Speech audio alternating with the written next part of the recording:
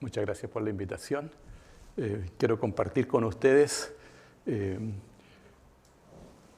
los chinchorros, que son los pioneros del desierto de Atacama, los primeros habitantes de esta macrorregión. Este es un paisaje de esta área y quiero invitarlos a ustedes a que se imaginen lo que sería ustedes sobreviviendo, adaptándose en esta región con los mínimos implementos posibles. ¿Cómo serían capaces de sobrevivir en este ambiente que es árido, que es hiperseco, que tiene aguas que no siempre son de buena calidad y que tiene mucha radiación, que tiene muchas dunas, que es hiperárido? Entonces hay que imaginarse cómo los primeros habitantes de esta macrorregión fueron capaces de conquistar, de dominar, de sobrevivir y de expandirse por estos territorios. Ese es un desafío también de tratar de entender cómo fue posible que estas poblaciones que comienzan a habitar estos lugares hace 10.000 años atrás aproximadamente, pueden llegar a florecer en este ambiente tan particular.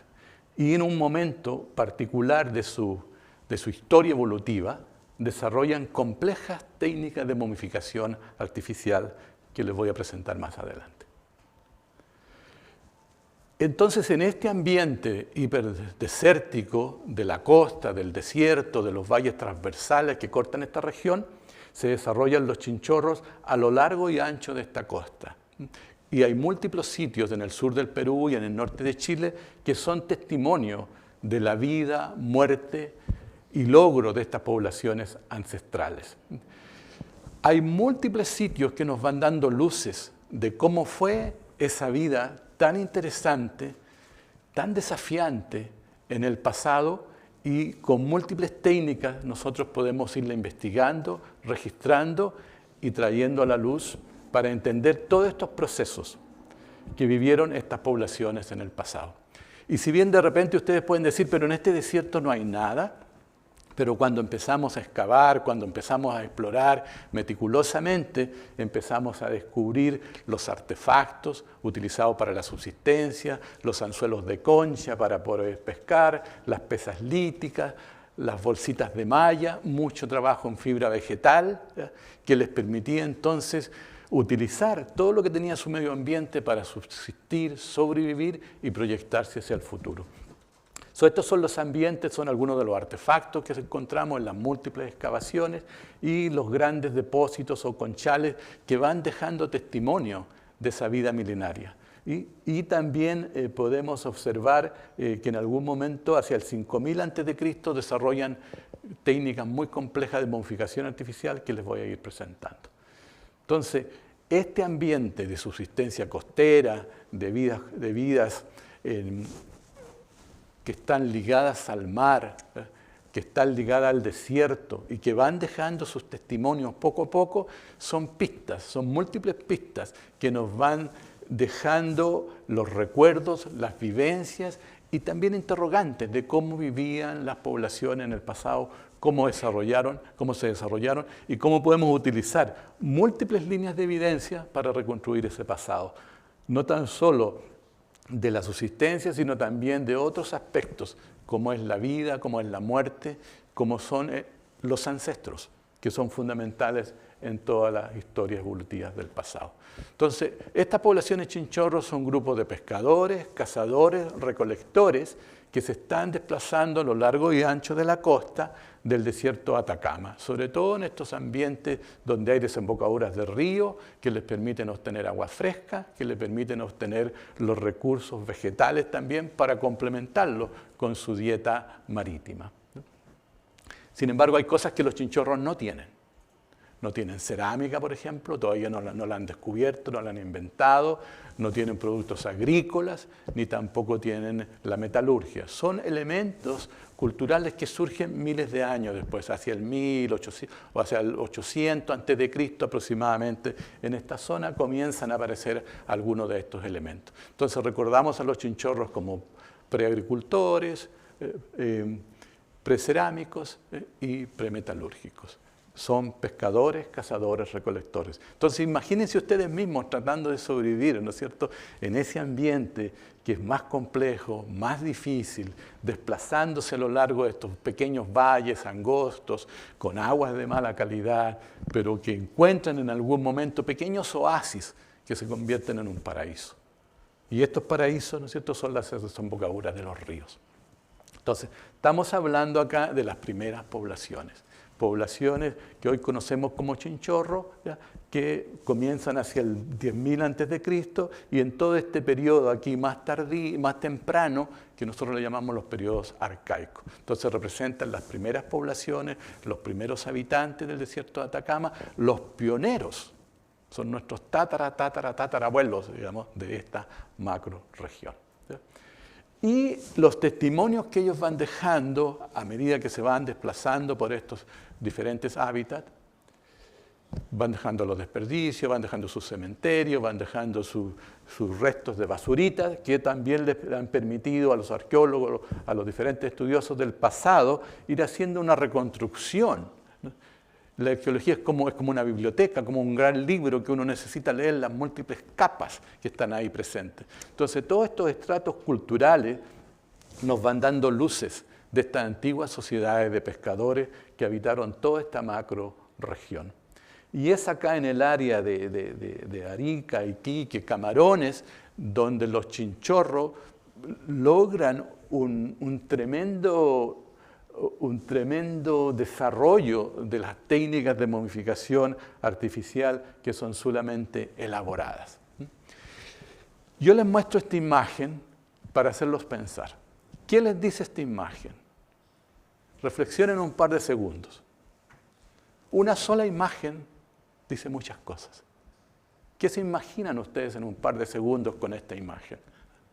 Seguramente un ambiente, ¿no es cierto?, relacionado con ciertos animales, o un ambiente relacionado con la naturaleza, un ambiente relacionado con estilos de vida. Y esa sola imagen, ¿no es cierto?, les da identidad. Te representa, te simboliza. En el caso de Chinchorro eso es lo que tenemos. Las prácticas funerarias le dan ese algo especial, esa identidad que unificó en cierta manera a todos los pobladores tempranos, ¿ya?, que hacia el 5000 a.C. comienzan con tratamientos muy complejos de sus difuntos, ¿ya?, prácticas funerarias que empiezan a utilizar arcillas, maderos, fibra vegetal y van transformando a sus difuntos en verdaderas obras de arte prehispánica. Normalmente encontramos estos cementerios, los individuos están enterrados en posición extendida, envueltos en fibra vegetal, en pequeños grupos, cementerios pequeños, reducidos, ¿ya?, pero poco a poco eso se va volviendo más complejo y, como les mencionaba, en el área de Camarones, al sur de Arica, hace 5000 años antes de Cristo, esos pobladores comienzan a cuidar a sus bebitos, a pintarlo, a ornamentarlo con tierras de colores, a transformar ese cuerpo que se está descomponiendo en algo que es mucho más duradero. Y desde Arica, desde Camarones, se expande hacia Arica y hacia el sur. O sea, esta área, Arica-Camarones, es como el epicentro cultural de este fenómeno que pueden observar ustedes en esa imagen, cómo el cuerpo está siendo transformado, ¿cierto?, con tierras de colores, con maderos, con pigmentos, ¿ya?, en verdaderas obras de arte prehispánica. Y como ilustra esa imagen, con la estrella ahí, desde Arica, desde la zona Arica-Camarones, se empieza a expandir hacia zonas aledañas. Entonces, todo este proceso de momificación artificial e intencional le da esa identidad a esta macrorregión y también a las poblaciones tempranas que habitaron todo este desierto de Atacama. Ahí ustedes pueden observar en esa imagen diferentes tipos de momias de acuerdo al lugar que se han encontrado. Momias de Arica, de Camarones, de Patillos, etc. O sea, hay un tratamiento, hay una intención, hay un pensamiento, hay una organización, hay una emoción de transformar ese cuerpo del difunto que se está descomponiendo en algo que es mucho más permanente y más duradero, ¿ya? Fíjense que si bien hay variedades regionales, pero está ese concepto, ¿no?, de eliminar todo lo que es más perecedero del cuerpo para a través de las arcillas, de la materialidad, darle otra vida, ¿ya? Y eso es lo que vamos viendo, por ejemplo, es una diapositiva de Arica, que en diferentes partes de Arica se han encontrado restos arqueológicos, y sobre todo de los individuos chinchorros. Entonces, esta es una macrorregión arqueológica, podría ser la capital arqueológica de Chile, ¿ya?, porque hay muchos registros arqueológicos y algunos increíblemente desarrollados, complejos, ¿ya?, muy elaborados. Entonces acá podemos ver en esta imagen las diferentes técnicas de momificación que se han encontrado a lo largo del tiempo, del espacio, las diferentes investigaciones. Y fíjense cómo estos individuos, además de estar momificados, tienen los ojos abiertos, la boca abierta. Entonces no es tan solo un cuerpo que está tratando de ser olvidado, sino que es un cuerpo que está siendo transformado, y ese cuerpo también tiene esencias de vida. Los ojos son signos de vida, ¿verdad? Cuando tenemos un difunto y nuestro ser querido está muerto, lo queremos con los ojos cerraditos, ¿verdad? No lo queremos con los ojos abiertos, porque eso nos daría miedo, ¿verdad?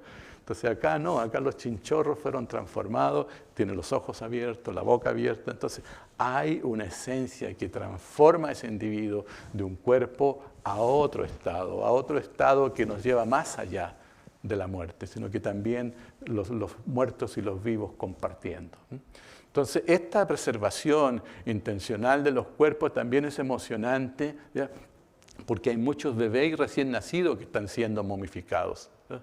Hoy en día nuestras leyes, no hace mucho tiempo las leyes decían no, los fetos no se le pueden entregar a la madre. Entonces esa madre no cerraba el ciclo del dolor. Pero en el caso de los chinchorros también hay un aspecto humanitario muy hermoso, que están cuidando a los fetitos, a los que no tuvieron una oportunidad en la vida, están recibiendo el mismo tratamiento que los adultos, ¿eh? Entonces aquí hay una cosa muy humanística y muy profunda, y además hay un conocimiento de la anatomía humana. Entonces, estos pioneros del desierto de Atacama que se están desplazando en esta zona, que logran desarrollar estas complejas técnicas de momificación artificial, tienen todo el know-how, saben cómo hacerlo, ¿no? Porque todos los huesos después están en su lugar anatómico correcto.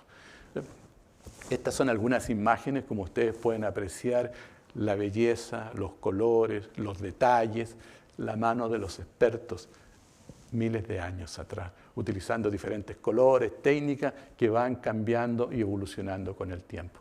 Y estas técnicas comienzan hacia el 5000 a.C. y desaparecen hacia el 1000 a.C.